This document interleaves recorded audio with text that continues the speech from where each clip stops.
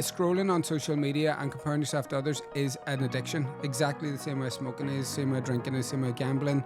Now, as I said, like I spend less than an hour on social media a day, and it's because I'm out like working towards what I'm doing.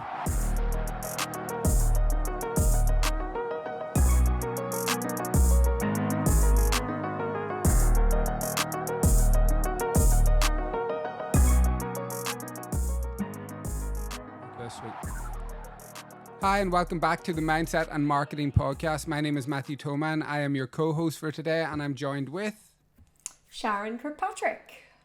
At the Mindset and Marketing Podcast, we focus on everything mindset and everything marketing. Two of the most important things that you must master to achieve everything that you set out to, from my opinion.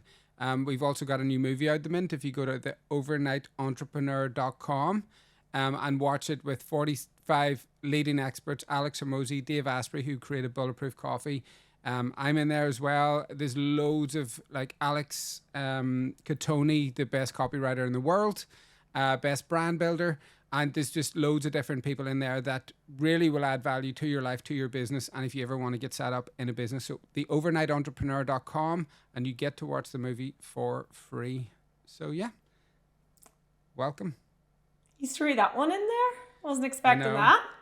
Well, we're literally, it's out and about now, so I'm so excited. I watched it the other day. I had like done some stuff with clients and was going through the movie.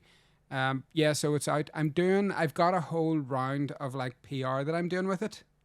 I've got loads of stuff that I'm doing with it, to be honest. But I just wanted to sort of start getting it out here for any of the podcast listeners that want to have a look at it. Please do click the link. It'll be in the show notes below. And on that, I watched it and it's unreal. Do you know what? It just inspires you and gives you so much motivation to get out there and do this. You know, all of the people who are in this are really successful business owners, but they didn't start like that, you know, and it's all online, which is obviously our forte. So 100%, if you need a bit of motivation and inspiration and a bit of knowledge and education, all while being interactive and enjoyable. Yeah, and I also done a podcast with Seamus Fox, Conversations That Matter. I absolutely loved it. It's out today. Well, it's out today that we're filming this. It's out like last Wednesday, so go get it. Go check it out. Seamus Fox is cool. Follow him on Instagram. And yeah, I really enjoyed the podcast with him as well. Have you listened to it yet? I'm not listening to it, no, because I just feel like that's cheating, you know. Oh, I know, yeah. Well, I'm going to be doing loads more. So going to be doing loads more. We need to get you doing some as well. No, I haven't listened to it yet, but I will. Seamus is a brilliant guy, so I need to get on that. It's just been a busy week for me because obviously I'm heading off on annual leave after this podcast and after my 4,000 emails that everyone in the team's getting. So you're going today, yeah? I'm going, well, technically speaking, I'm going tomorrow morning, but we're leaving here at 2:30 in the morning, so is that really tomorrow, you know? Jeez, 2:30 in the morning? What? I know. Why are you doing that? Why are you doing that? One, because I'm flying out of Dublin, so it takes longer to get there. And two, I just think it's better to get the full day. You know, like go to bed early and on the night you arrive and you're sweet, you're caught up again. Who needs sleep when you've got exploring? I would have flew last night though. Why didn't I fly last night, Mama? No, because then you have to you get in late to the hotel and you're just putting your head down and it's nighttime. You don't see what you've arrived to. Okay, yeah. Well, I don't know if I really do any of that stuff. I flew to London the last time really, really early in the morning, and I had a driver collect me, which was great. But at the same time, I still had to be up at 4:30, and then I couldn't check into my place until 3. See, I know. Well, the thing is, right? See, if it was a work trip, I couldn't do it because I'd be tired and I'd be grumpy, and then there'd be no point. You'd get nothing out of me. But if it's leisure, I don't mind as much because you can have a wee sleep and you don't have to be all, you know, your brain doesn't really have to be that focused. I'll land there, the sun will hit my face, and then I'm just going to get maybe a wee mimosa in the airport and that'll sort me out. Nice. It's all going to be smooth sailing. You know? No, you'll have a ball. What did you get up to this week then? What have you been doing? I haven't really been speaking to you. I know. What have I been up to this week? Just again, trying to get everything aligned for when I'm off. I'm only off for what is it, 5 days. But you know, whenever you're a smaller business, we have our hands in all of our projects and all of our potential clients. So I've been kind of just doing the work thing, and then after that, what have I done? Went to a gig in Belfast. Now, here's my problem. And this was one of my clients as well. They were going to a gig in somewhere in Ireland. Why on earth do people from the north and south of Ireland agree to holding and hosting outdoor events? There's no other venues. They can't afford the Odyssey. You know, you can't afford anywhere like they have to. They're just taking a head on. Everybody, that event probably sold out last year, so they still get all the money. Oh, I know. But do you know what happened? Lashed, obviously. And I don't mean rained a little bit. I mean torrential rain. The whole time, like pretty much the whole entire gig. And the same was for one of our other clients who was at a gig. She went to see Mel C or something, and it just lashed the whole time. And I was like, I don't know, like, you know what, we're used to it, but I was like, this would have been so much better inside. It was basically a DJ gig, right, for over 30s. And the whole concept was that, you know, we're over 30 now and we like to get to bed early. So it starts early. So it starts at like 5 o'clock, and then it's over around, like, it's supposed to be over around 10 o'clock. So then you can be home and in bed by midnight, you know, for all the owl folk like myself. That's weird. And were you in bed by midnight? That was the whole concept. Were you in bed by midnight? No, because then what we did was we booked tickets to the after party as well. Oh yeah, it's just an upsell.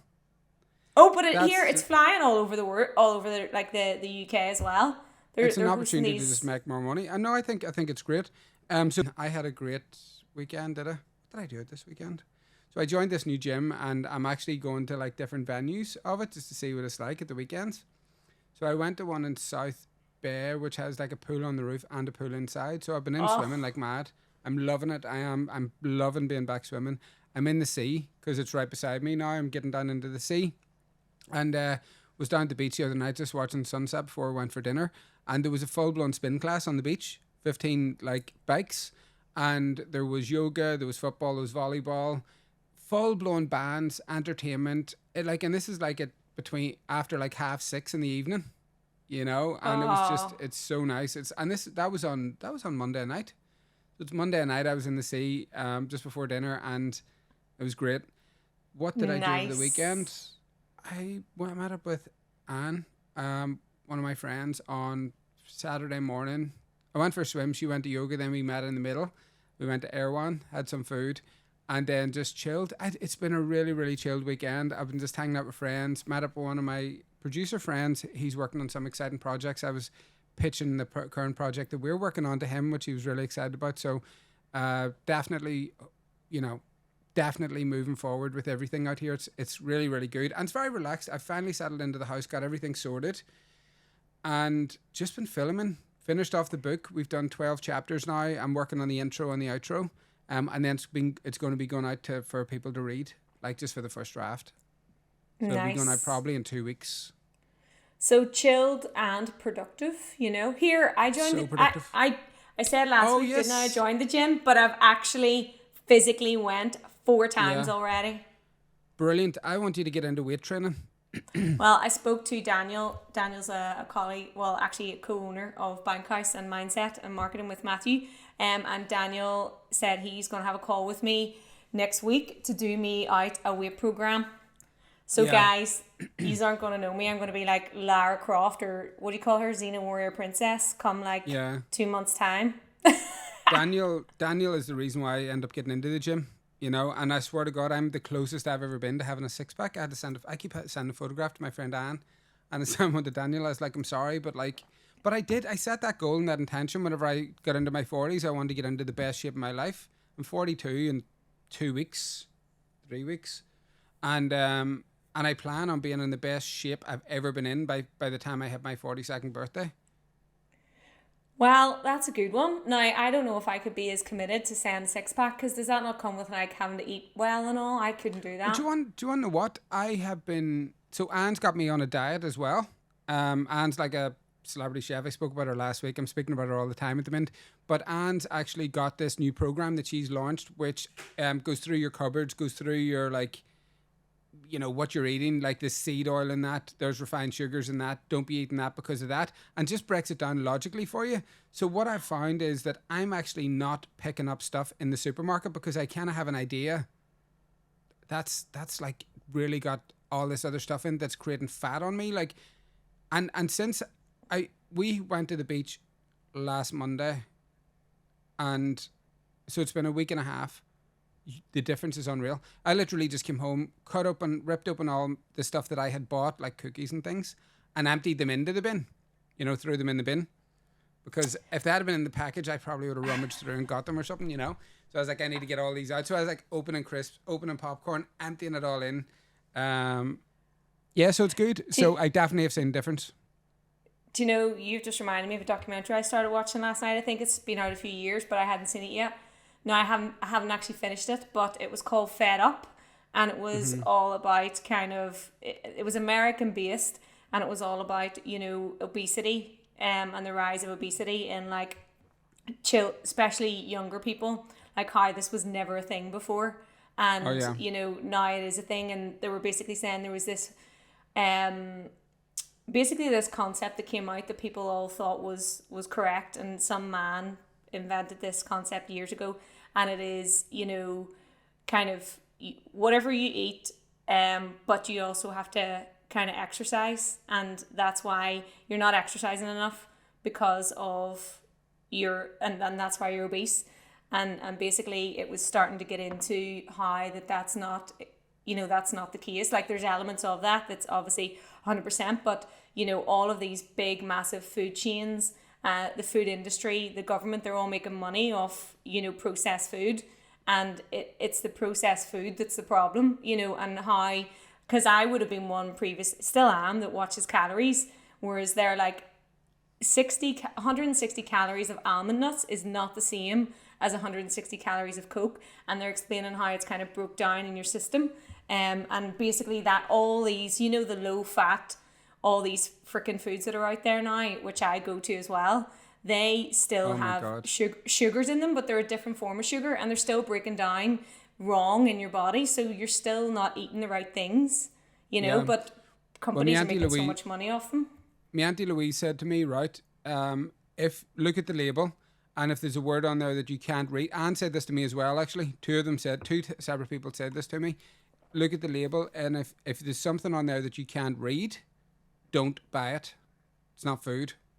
Like a chemical or an enzyme or like that. So I have now just, so what I've been doing is I've been eating like freshly baked sourdough out of Whole Foods, and then I've just been getting like rotisserie chicken, organic, already cooked, so I don't even have to do anything.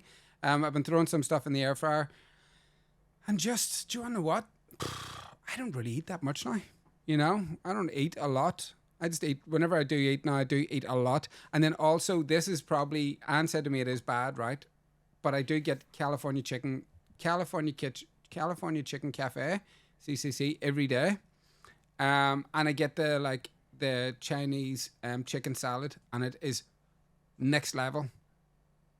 Unreal. Oh, beautiful. And I couldn't actually believe it, because I was I had to ring Daniel. I was like, do you remember how much that chicken salad was? And he's like, no, $20 or something. And I was like, I don't know what's going on, but the one that I'm going to now, it's $11. I was like, how is that even? I used to pay like $20 for that. I don't understand what's going on. But anyway, I get it at the gym every day. You know what it is? It's the universe. You're putting it out there to the universe to bring you all these foods, and no bad energy attached to them, so the prices just automatically went down. Maybe. Probably is. But either way, I'm eating it all, and it's lovely. So getting a lot of sunlight onto the sand, into the water, you know, I love it out here. Well, this leads us on, because I know we've went on for a bit there, so sorry everybody, we're going to have to run through this podcast. On to our topic for today, because we're talking about, you know, food and habits and exercise and all that. So today's podcast topic is 5 habits to quit for life-changing transformation. So that's what we're going to do. What we want to do was just talk about 5 top things and just outline some of the traits so that you can start to identify whether or not you can relate to any of them. And for us, you know, it's all about mindset. You know, it's just being aware. Look, the thing is, you know, we're all people, right? We all have thoughts running through our heads all of the time, and you are generally more inclined to think a lot more negatively than you are positively. You know, the positivity takes a bit of work just due to all the stresses and pressures and, you know, everything that's going on in your life and not being aware. So we just want to talk through kind of 5 top kind of challenges that people face on it, or that people kind of, I suppose, face on a daily basis without maybe even being aware of them. So you can start to notice them and maybe try and work on changing them a wee bit, because if you can kind of figure these things out now and make these small changes, and they're not big, anyone can make these changes. If you notice these traits, you can make those changes. And when you make those changes, you're just leaving more space for more positive experiences in your life. Perfect. What's one? What's number 1? And there's me saying I'm running through it, and that was like the biggest intro I've ever done. It's like 6-minute intro. Okay, so number 1 is stop seeking approval from others. Break that down a little bit though. Do you do that? Do I do that? Seek approval? Do you know, I had this conversation this morning, or I had a conversation yesterday with somebody, and well, actually, do you want to know what? I've had about 3 conversations in the past couple of days about people that they've lost a bit of their fire that they had. And whenever we done a bit of research, including myself, you know, who was I trying to like seek approval from that made me be successful? You know, I do think a bit of that is okay. But it has to be healthy in a way. It's like, I don't seek approval from like everybody. I do whatever I want. But at one point I did. But the person I was seeking approval for didn't even have a clue. They were like living their lives in harmony, just like moving on, didn't even know I existed. And I'm like, I'm going to show them. And you're like, do you know what I mean? But I think that we all do that. I think we've all done that. I don't think anybody can say they haven't, to be honest. And that's the thing. These are all common things that we all do, right? Maybe some more frequently than others. But it's being more aware of when you're doing them so that you can try and change that. Because seeking approval, it's not, you know, it's not asking for someone's opinion, right? It's not, you know, that's not seeking approval. It's whenever you're putting kind of like validation of someone else's opinions on what you're doing over your own. You know, it's okay to ask for help. It's okay to ask for support. It's okay to ask for feedback. But like whenever you're seeking validation and approval from someone else based on what you're doing, that's whenever you start to then lose yourself. You know. Well, yeah, what happens in that situation, and I'm telling you this because I've done it, you say, I'm going to show them, you know, that I can do it. They think I can't. I'm going to show them that I can. What I done was went years in the wrong direction. I worked on projects that I should never, ever have worked on because I was doing it for the wrong reasons. I was doing it because I wanted to prove to somebody that, you know, I could do it, or prove to somebody that, you know, I'll show them type of thing. And I did. And I went and done it. And in a lot of instances, it nearly killed me. But even whenever I'd done all that, it still led me to where I'm at now. So I would, if I had to do it all again, I wouldn't change a thing. But at the same time, I actually do think that you lose sense of what you're doing the reason for. And that's what Sharon's saying by you lose yourself. You're losing your reason why you're doing it. And you become somebody completely different because you're trying to prove something to somebody else who genuinely does not even care. I know. And like, look, there's elements of this, you know, again, it's when it's becoming too much, you know, some people out there would really struggle. Here's some traits, right, to know if it's really a problem in your life. So if you are out there and you're finding it hard to make decisions, like big or small, I don't know what shop I should go to. I don't know if I should go to that thing. I don't know if I should go for that job. You know, just even big or small, if you're really struggling with that and that's happening to you repeatedly all the time, it's because you're not able to make those decisions for yourself. You need someone else to kind of tell you that's right or wrong. You know, that's whenever it's impacting what you're able to do, because you're just sitting there actually doing nothing instead, because you're used to getting that approval from somebody else. somebody else. Or if you're always looking for reassurance, again, a bit of reassurance is good. It's a confidence builder. But if you're constantly finding that most decisions that you're making, you kind of need assurances first before you step into that, well then that's a problem, because you're putting your life on hold until someone can give you that assurance. Yeah. Yeah, that's a disaster. And another one is, you know, for fear of like not doing something because you're afraid of what others will think. So that could be something small, right? That could be, oh, because it starts off small, right? You know, and then you let it creep in, and then it can multiply and multiply. So it could be something small like, oh, I don't want to go out to that bar. I don't have enough nice outfits. I'm not going to look well. People are going to think I look like shit. You know, and it starts there, and then it just grows and grows into loads of different problems. I actually bought the domain, and I will, like, I've got a book that's coming out, and then I've got a book that I've written on marketing that's going to be coming out after. But this is going to be a complete and utter personal project that I just want to write on my own at some point. But I bought the domain at one point. Like, nobody gives a F-U-C-K about you. Nobody gives a fuck about you.com. And one of the reasons why I wrote that is because people don't. Nobody. It's like, people love you obviously and they care about you, but they're too concerned about themselves. So all those times that people say, no, I can't do that because of that, or I'm going to do this when that happens, nobody actually cares about them having wearing the same outfit twice in a row, or because they're too busy looking at themselves. They're too busy looking at themselves. So.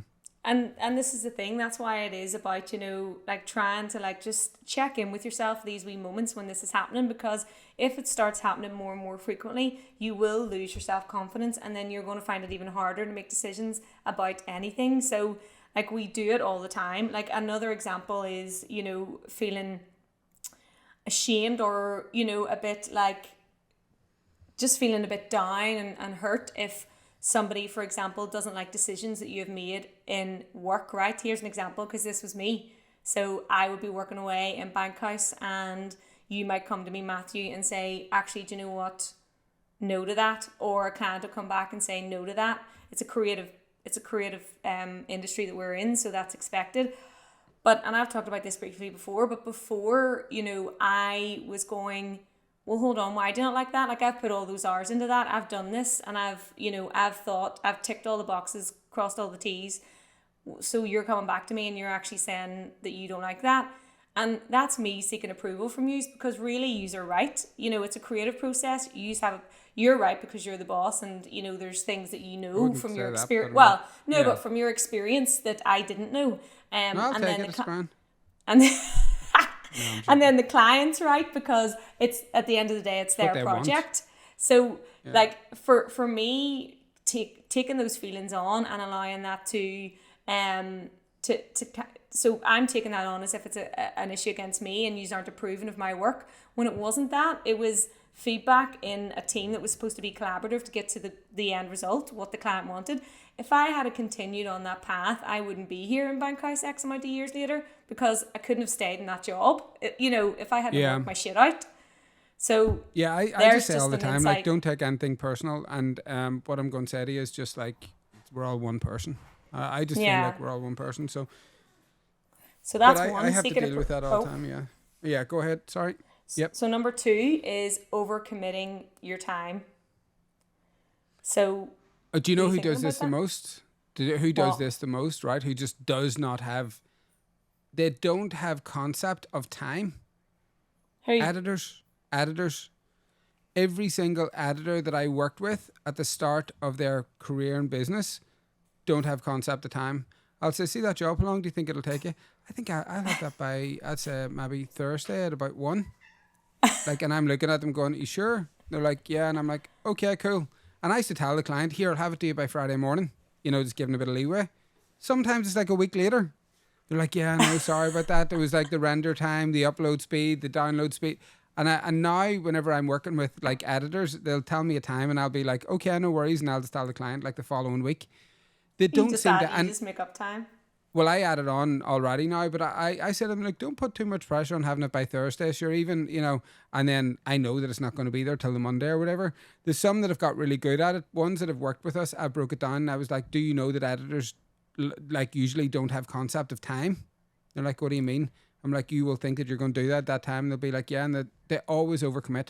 Always. They don't think about, they think about how long it's going to take them to edit. They don't think about the rendering out, the downloading, the uploading into a Dropbox, the sending it over to a link, all that stuff. But I've done this as well. I've overcommitted myself to jobs. You know, I've told people I'll have your website done by Friday. And then I'd be like, oh my God, my web developer's off for 2 days, you know, and then I'm like, God, what am I going to do? So I find myself in those situations, not as much now, but back in the day, And always. it doesn't, yeah, and it doesn't feel good, right? Because then you're stressed, because especially in a work scenario, because you're not delivering, you feel like a failure, you've let everyone down, you're like, what's the fucking point in life? Maybe that's a bit harsh, but you know, like it's all those negative feelings then that you've got. Like whereas if you know, say to a client and set real expectations in terms of when something's going to be done, then everything feels lighter, it feels better, and then you're more productive in your day. Like all these wee things have such a massive impact without us even realizing. And it's not just work. You know, you think about like now most people have got jobs, they've got families, they've got friends, they've got places they want to go and see, they've got hobbies. So all of these things we're trying to fit into our days, and we say yes because we never want to say no to someone. Yes, I'll be there. Yes, I'll do that. Yes, I'll do. Yes. And then you end up in a position where you're just feeling like, do you know what, I've took too much on, and now who am I going to let down? I can't let anyone down. I'm just going to go and do it. I'm going to stress myself out mentally. I'm going to be physically exhausted. Like it's just being aware of like trying to just think it's okay to say no. Like that is such a hard thing to do, and I'm the same, and that's one I always have to check in with myself on. Like I'm getting better at it. Oh yeah, big time. I went through a period in my life, right, where I had to say yes more. Right, so I had to say yes more to things. Like say yes more was actually my motto. Say yes to that job, say yes to going out, saying yes to that, because I was growing a business, and then I had to change that to like saying no more. Now I've got it nailed. I just don't. The last time I had a stressful commitment thing like that was, again, an editor, brilliant editor. Love working with him, but I told the client to be there on Monday afternoon. Wasn't there until the Friday. Through a series of things. He on the Monday afternoon he said, no, I didn't say Monday afternoon, the editor, and I'm like, yeah, you did. And he said, I didn't because I wasn't working today. And I'm like, you said Monday afternoon, you know. So I said, okay, it'll be by Tuesday at noon. Then whenever I saw it on Tuesday, it wasn't the right edit and da. But in personal life, like I say no now. I did up until even recently. I had people that I couldn't say no to. I was like overcommitting myself to certain situations, and then I resolved that as well. I'm like, nah, I'm not doing this, because what I find is that sometimes you put the energy in and you don't get it back. Not that you do it to get it back. I don't do things to get them back. I genuinely don't. It's not a point scoring thing for me. If it was a point scoring friendship, I probably would have been out of it years ago, because it wasn't ever even, you know what I mean, for the amount of time that I put in. But at the same time, with the if it's really unmatched on like on a huge level for you, you gotta like take a bit of like control back and just not give as much, or not commit to as much, or not just offer yourself up as much. That's what I would say. Like it is, the world is so fast paced now, and it's hard to kind of fit everything in. You know, you've got all of these things that we mentioned earlier, and I think you just need to try and like prioritize, you know, what is important to you, and do think long term too. You know, are these people like, and it's not that you're rating your friends and your family, right? But are they adding value to your life the way that you are to theirs? And are they important enough to... Could be your work as well. Could be your work, like everything, every single thing.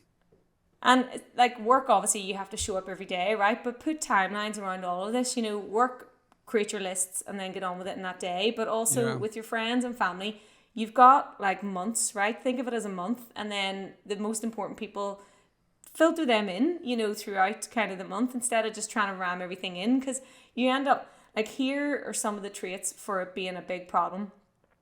If you are sitting there and you always have these must-do tasks that are on your list and you just never get around to doing them, now that could be a form of procrastination, but it's also because, so it's weighing up procrastination versus time. But you know, if you're constantly sitting there and there's lots of things that you have to be doing all the time and you don't have the time to do them, You need to stop and like just figure out where your time's being spent and try and just put it into places where, you know, it is bringing value. Because if you're that stressed out that you can't do the must-have items on your list, you know, something needs to give, you know, because you don't have time for you either, and that's a big important one. So it's just kind of thinking about what is really important here. So if you're finding that, or you're putting loads of time into doing something and nothing's getting done because you're not mentally prepared or able to do it because you've just got so much, you've not had any breathing space.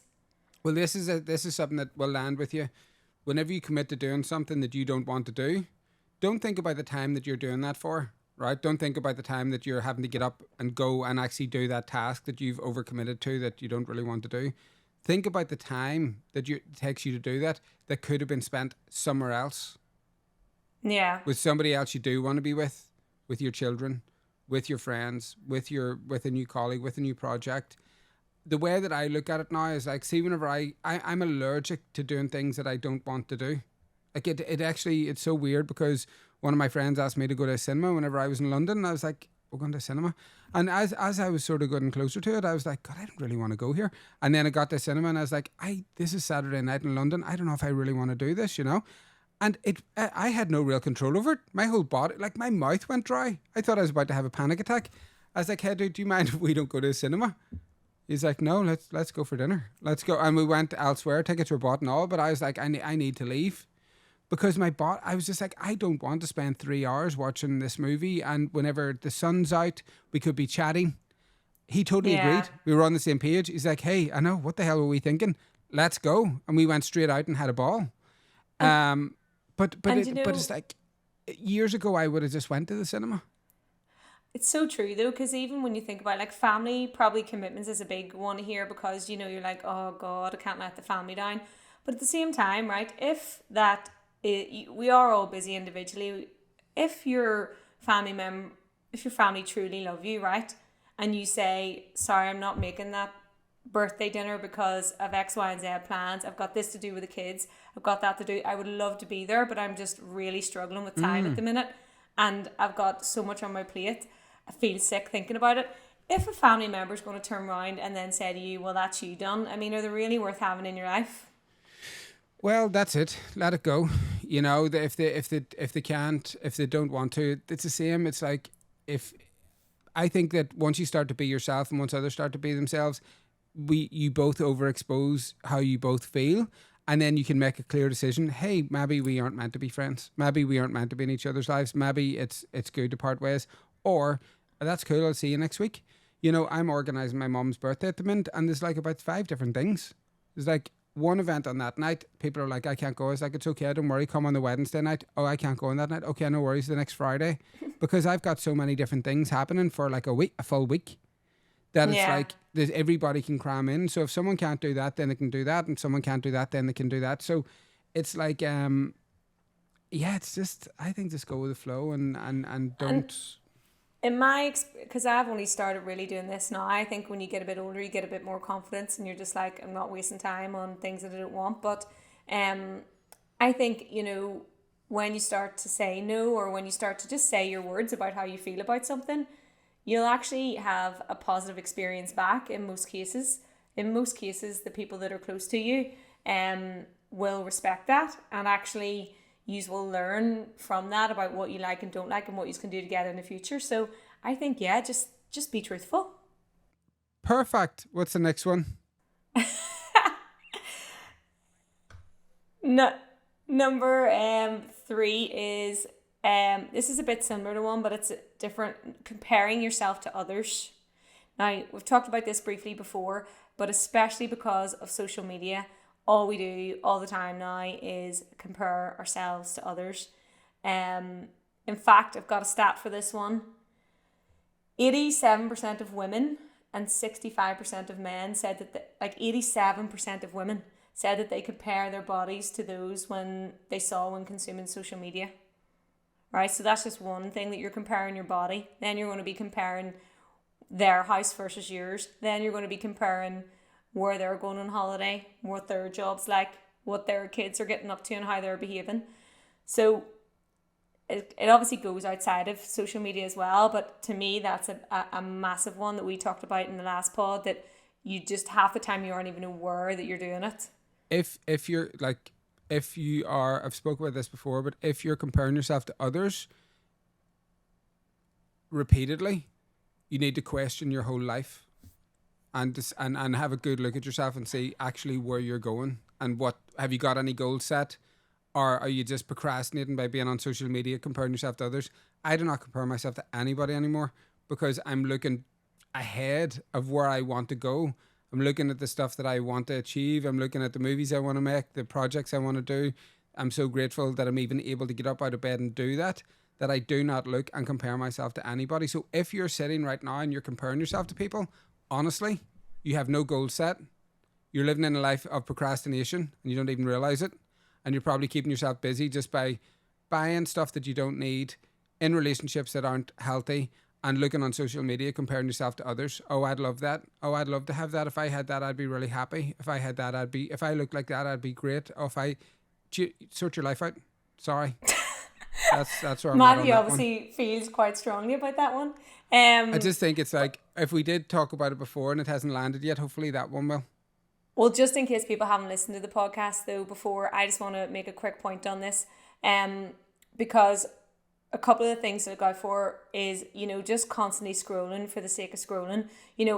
And think about the content that you're taking in and how that's actually making you feel. So social media is great for connecting with your friends and family, for researching where to eat or things, or educating yourself, for entertaining you by making you laugh. But see, outside of that, see if you're just on these channels following all these people who you're just constantly scrolling through and going, God, I wish I looked like that, or I wish that, or feeling inadequate.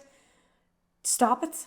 Because that is having the worst impact. But they can't. The only way to stop it is to have a goal that you're working towards in your own life. You can't stop. We have actually got the same glasses today. Look. Saying stop it, right, is a bit harsh. Try and be aware. No, try and be a bit aware now of the content you're taking in first, and then create some, like Matthew said, goals around like getting your life into a place where you want it. You can't stop scrolling. It's like people saying just stop vaping, just stop drinking, just stop. You have to have a reason, but have to have a purpose behind it. Scrolling on social media and comparing yourself to others is an addiction, exactly the same way smoking is, same way drinking is, same way gambling, drugs, all those things. It's another form of addiction, and just it's a distraction and procrastination level. The only way that I had to stop drinking, there was something more important to me that made me stop drinking. It was my health and the fact that I wanted to stay alive and wanted to move forward. The reason why I stopped smoking then was because I then had to bring in important things into my life, like healthy foods, healthy choices. And then it was a bigger reason for me to stop smoking then. And now as I said, I spend less than an hour on social media a day. And it's because I'm out working towards what I'm doing, like writing a book, working on a project. Every single person out there in the world has something passionate inside them, whether they want to be a yoga teacher, whether they want to write a book, whether they want to tell a story, whether they want to do a course. Educating yourself and working towards that is the only way to stop scrolling and then by default comparing yourself to others. Because if you don't have other stuff going on and you feel inadequate yourself and you don't have any value and you're not achieving anything, what's going to happen then is you're going to then look at others and say, oh my God, they've got it all. I wish I had that. I can never have that. But one of the reasons how to get that is by just regrouping yourself and having your own goals that you're working towards. You will not scroll and compare yourself to anybody ever again. Yes. Now, the other thing outside of that, just before we move on, is it's obviously on social media is one, but obviously there's a whole world out there that we meet and see every day, and we compare ourselves to. It could be like your family member. Oh God, they're so lucky with that house, or oh shit, whatever it is.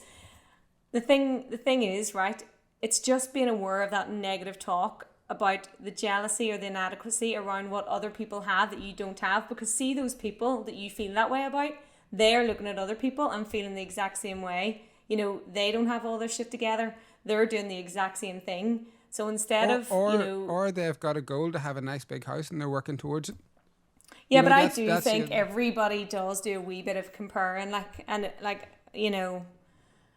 There Yeah, is like a little bit, right? But the person who has like a really big house and two nice cars out the front of it, and a promotion that year in their job, that doesn't happen by accident. well, some though or could be in severe debt, just mounting up the credit Oh yeah, like cards. that's absolutely yes, 100%. But If somebody's doing that, that's another reason not to compare yourself to others because you don't know what's going on behind closed doors. you don't know You what's going know, on behind anybody's closed doors, of course. But that person maybe puts finances as a value, whereas like if they're working towards, having, as I say, like living beside the sea, having being in the sun, whatever that may be, whatever it takes to get there, they're doing that. So it depends on what it is that you want, because if some people want to have, their goal is to have £100,000 in their bank, and that's going to make them feel happy, feel worth, feel grateful, all that, then they work towards putting that into their bank, and then they'll be feeling good towards that while working towards their goals.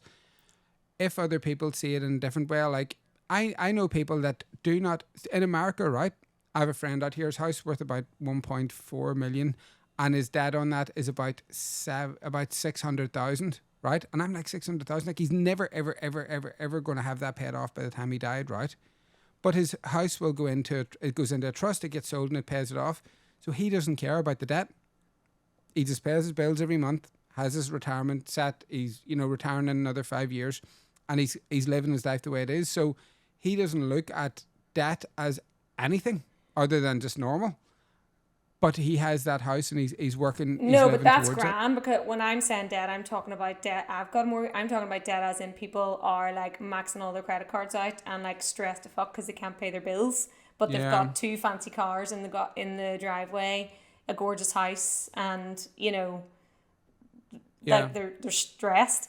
But I know what you're saying though, because if you have goals and you're working towards them, you're going to have less time to focus and like be worried about what the hell's going on with other people, and yeah. you're going to You be feel, yeah. yeah, you're going to You be feel you good be about you be that. living your own life, and not worried about somebody else's.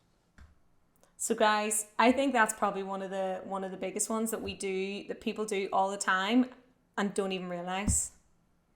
So Yeah. try and make some space to get rid of some of that so that you can think positively and move yourself in the direction you want. Well, it's very Um, simple. All you have to ask yourself is one question: what is my current goal? And if you can't answer that, then you don't have one. And that's it. And if you don't, then you got to look and say, okay, well, what is it I want? Do a YouTube video. Contact one of us. I'll help you with your goal setting if you want. I've got a pretty yeah, good way of doing it. So it's like, it's very simple. Ask yourself, what is my goal? If you don't have one, then you're procrastinating and you're comparing yourself to others. yeah. So that was number 3. 2 more. Number 4, stop holding grudges. Oh yeah. Now, I used to be so bad at this. Not in a work respect, because I always am trying to be professional. I don't think there's space for grudges in work, to be honest. But probably on a personal note, I would definitely have been a grudge holder before, like with friend. In fact, I think I still probably hold a grudge about this girl who I went to school with just because she was such a bitch to me. So I'm not now I have to work on that one. But holding grudges, yeah. Because really Yeah. what you're doing when you're holding a grudge is you're holding on to anger and resentment, and that's just again another Yeah. negative impact on top of all of those other negative impacts that we have. So it's kind of thinking about what grudges you have. Now, here's how you know if it's a problem. So if you still feel bitterness like me, I just said, towards a past situation, like that situation is done and dusted, has no impact on my life, but see, every time I think about it, I get so angry. And I'm Seriously? like, yeah, and I'm like, Wow. see if I ever see her out, I'm not going to do anything, but I would just be really angry. Oh my God, Sharon, you need to like sort that out. Like, Exactly. I know. genuinely. Here's me giving advice, and I just thought of one there. So that's one for me Yeah. that I need to obviously work on, I because I've had that. Oh, sorry, go on ahead. oh no, I was just gonna say, that isn't too much. The reason I'm probably not addressing that too much is because one, I never ever think about it, until now when I'm thinking about a grudge, or unless I've seen her, which I'm never really gonna do. So, well, I might one day, but so it Yeah. doesn't impact me too much. But at the same time, that feeling's still there. So kind of thinking about that, and also, another thing to think about is because some people might not see it as holding a grudge, right? But if you're in a position where you something's been done, right? And you're still going on about, I know, but from my point of view, this, from my point of view, that, like, let's, just like, do you see where I'm coming from? It's done. It's in the past. Let's let it go. Let's not hold on to it. Yeah. Let's move forward, because that's just sitting weighing on you when it's done. I'm talking about, because a grudge is something you're holding on to something, so it's done. So. Oh yeah, like, I mean, allow yourself time to process it. So you will do that a little bit. You will want to talk about it a little bit, and then you got to switch off. I used to hold on to things for like a year, like literally talk about them all the time and ruminate on them and just like have them in my life. Where now I just like get it out, tell the people I need to know like what's going on, and then just like either mute them or unfollow them on social media and just try to never talk about it again. Just move forward. The thing is, like, right, life is hard, and there's going to be tricky situations that come up and everything, so you're going to have conflict with people, especially people that you're close to, like your friends and your family, and work, of course, as well. You spend every day there. But one of the things is, we're all human, we're not going to agree on the same things, so you might have conflict with someone, but then instead of like just holding on to that and just being angry and just always looking for them to say that you were right or they were right or whatever goes on, talk about how you feel about it, talk about how it made you feel, and do the work to get over it. Because for me, like, I would have lost one of my really good friends if I had held a grudge. There was, I'll not get into it because it's a personal story. I would share it, but it involves someone else. And that friendship of, God, near 20 years could have ended up becoming dead in the water if we didn't get over this big problem that we had. And the way that we got over it was kind of talking through it, taking the time, and then literally putting it to the side. Now, on this occasion, this person was saying to me, look, kept trying to say, sorry for that. And I'm like, please stop saying sorry for that, because we have both said our piece, and that's in the past. You saying sorry to me now is like you're, like you owe me something. And then that would have impacted our friendship if she was constantly going around feeling like that, Yeah. So it's kind of like important to, I think, talk about, especially with the people closest to you, try and talk through it, say exactly how you're feeling. Don't put blame on, don't say you. That's one I learned from Lisa, our relationship coach. Use your I feel words, and then try, and then once it's done, completely let it go so that you can both move forward and enjoy new experiences together, or separately. Or don't. Yeah. Like, don't feel bad about like parting ways with people as well. Like, because I have like had to cut different ties over the years just with like people that maybe I drank with, like all different things. Both of our lives are better without each other. Like, both of our lives are better without each other. Like, and I will advocate for that. I will say, like, don't stay in relationships or friendships just because it's been 20 years, just because you went to school together, just because you have history and past. If it's not aligning anymore, just move on. And again. Yeah, sorry about that. And the thing is, when you make that decision, do let it go and do make peace with it and say, you know what? Yeah.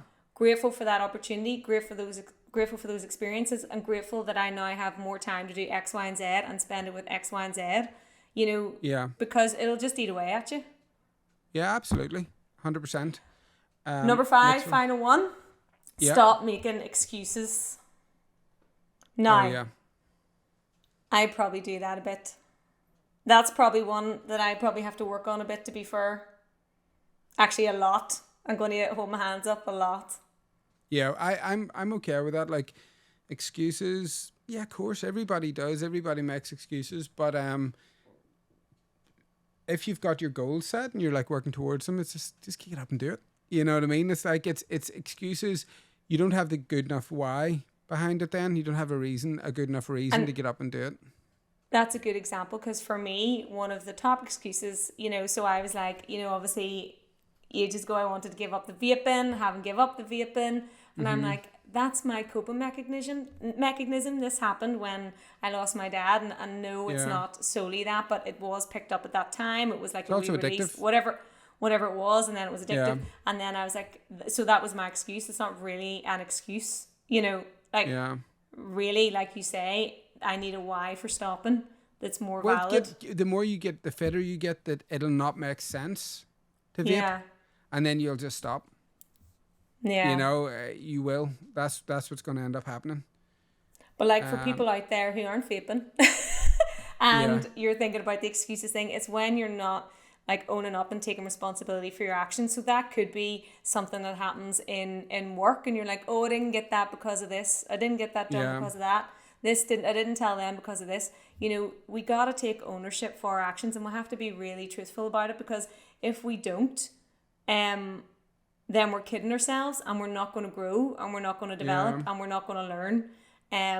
You know, it can be like the smallest of things, like a friend or a family member again saying, can you come to this event, and you say no, not for the real reasons, and you make up a lie. Oh, I'm sick. Well, are you? You're not sick. You're making excuses, and it just makes you feel bad. It sets a wrong tone, and it's the easy way out. You know, you think, I say I'm sick, that's straightforward, it's easy, it's done. But you feel shit about it. Have you ever phoned in sick, like in work back in the day, and you're stressing about making that phone call, and then all day you're sitting there going, why do you even phone in sick? Because I'm just feel like crap now that I've phoned in and said I'm sick, and I'm not. I'm like at the top sleeved honoured. Mine probably wasn't like that. No, I actually just used to ring in sick and be like, I won't be in today. I was the worst employee ever. I was the worst. I wasn't built to be an employee like my people that I worked with. I see, the thing is, I apologize. Some people are a bit more direct, and some people put more, you know, some people would stress out more about that kind of thing. But it's just basically saying, like, just check yourself. Don't make excuses. Yeah. Recognize when you're making excuses, and like let's start owning up to them a wee bit. And if you have a really, really good, strong why behind the reason you're moving after a goal, the excuses will become smaller and smaller and smaller, because you'll be doing for a reason, whether it be for your kids, whether it be for your health, whether it be for your parents, whether it be whatever your why is behind it. That's what'll get rid of excuses, you know. So that's what I would say. One final thing on the excuses is another trait to look out for is, you know, putting something down to, oh, that was just bad luck, or oh, it just wasn't meant to be. That's a bit of that kind of thought is something that you really need to check in with yourself, and that maybe relates a bit more. That's quite specific in when that relates to. But say, for example, you are stuck in a job that you hate and you've been stuck in it forever or whatever, and you're just saying, well, this is just the way it is, you know, just my luck, that's going to happen. Like that's an excuse. It's not you. Are you be honest with yourself and sit down and ask yourself, do you have that goal, like you said, and have you introduced steps that are going to help you achieve that goal? You know, it's not just luck. You know. Yeah. Oh no, you have to get up and do it. Like luck plays its part. Like luck definitely has played its part in my life, but I've positioned myself in certain situations or areas. You know. Are we born you here? No, I'm actually. Do you want to know what? I didn't have any coffee yesterday and didn't have any coffee today. And do you know? So I end up getting a coffee grinder. I got a new coffee machine, which was then it took me like a week to figure out the flipping, you know, the volumes. And then I got a new coffee grinder because there's this Verve coffee that I love out here. So I was like, okay, well they're giving it in beans, so I need to do a grinder. So I'm like, well, how many beans do you grind? Do you know what I mean? So it was back in that. Wired for 3 days, like off my nut again on coffee, looked like a ghost, do you know, big wide-eyed ghost. So I've been on coffee for 2 days, so I'm actually going to go and have another attempt at one after, because it's only like 10:20 in the morning and I'm yawning, and I slept for like 8 hours last night. Hold on, can I just tell you, ironically, when we were talking about 0.5, stop making excuses, you just made an excuse. I know, that's the thing. I'm like, you do make excuses, but what I am going to do is, the question was, am I boring you? The answer is no. But I can't believe I'm tired after like an 8 hour sleep last night. I know, that's the dream. You know how many hours I'm getting tonight? 1.5, I think. Oh, yeah. Because there's no way I'm going to be able to go to bed before. I have to get up at 1:30. Well, tell you what happens whenever you do need to go to bed early, right? You'll probably find. So I had to get up last week at 3:30 a.m. for a board meeting. So I ended up being awake. See, around 9 o'clock, I was already getting tired. So I thought, where I would never go to bed at 9 because I would be awake at 3, you know? Yeah. So I just let myself be racked and fall asleep. Oh, well, I'm dreaming. I'm hoping that'll work for me. Are you I've packed? never, I've got a wee bit, just a tiny bit of packing left to do, but I've never fallen asleep before 9 o'clock in like the last 15 years. Yeah, I'm probably similar to that actually. Yeah, to be honest. But But here, tonight could be the night. Hopefully it will be. Well, guys, let me just summarize. I'll read these quickly again. Yep. 5 habits to just be aware of and try and make small changes if you notice them are having an impact. Seeking approval from others, overcommitting your time, comparing yourself to others, holding grudges, and making excuses. Matthew's number 1 point to resolving all of these is make sure you have a goal.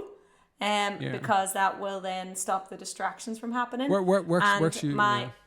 And my 1 point would be to just as well start to be aware of these feelings that are happening, because they all happen automatically without you even knowing. So start to be aware of those so that you can change them a little bit. And they're happening because you don't have any goals that you're not working towards. Stop trying to get the last word in. I'm just saying. I know that they're happening to you without you knowing, but it's because you're not working towards anything. Yeah. That's it. That should be like working towards something is definitely going to like stop all this other crap. All right. So thank you so much for watching. If you've made it this far, and we will see you on the next one. Bye. Bye.